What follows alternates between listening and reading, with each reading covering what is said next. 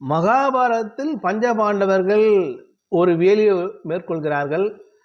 இந்த ராஜசூய யாக வேள்வி மேற்கொள்ளுகின்ற போது எந்த ஒரு மன்னனும் எதிர்க்கக்கூடாது. அப்படி எதிர்க்காமல் இருந்தால்தான் அந்த வேள்வி முற்று பெறும். ராஜாக்களுக்கெல்லாம் ராஜாவாக சக்கரவர்த்தி பட்டம் பெற முடியும். அப்போது அவன் எதிர்க்கக்கூடியவனாக யார் என்று இருக்கிறான் என்றால் இந்த ஜராசந்தன் என்கின்ற ஒரு மன்னன் இருக்கிறான். அவன்தான் 100 சத்திரிய ராஜாக்களை சிறைபிடித்து வைத்திருக்கிறான்.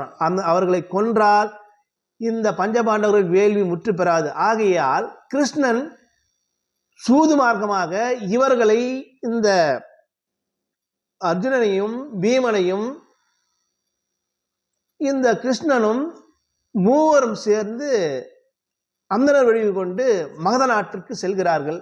மகத நாட்டுக்கு செல்கின்ற போது ராஜகிரிய நகரம் உள்ளே நோக்கி செல்கின்ற போது நகரத்தில் அரண்மனையில் இந்த ஜராசந்தன் வீட்டு இருக்கின்றான்.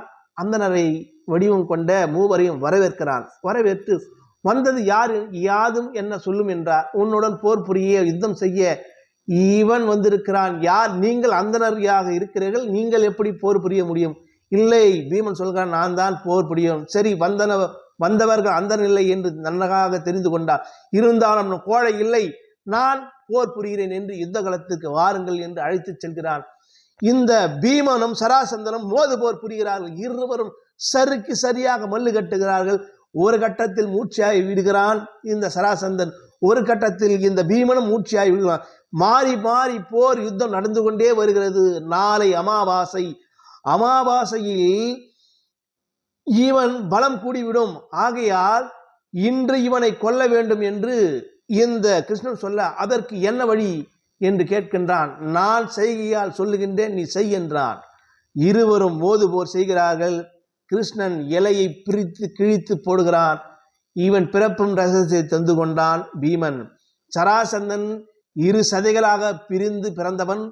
இவனை பிரித்து போட பகவான் சொல்லுகிறான் என்று பிரித்து போடுகிறான். மீண்டும் ஒட்டி கொள்கிறான்.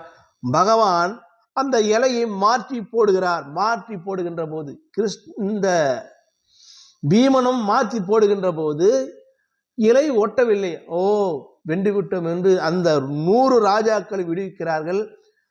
அந்த ஜராசந்தன் மகனுக்கு பட்டம் கட்டி ஆள வைக்கிறார்கள்.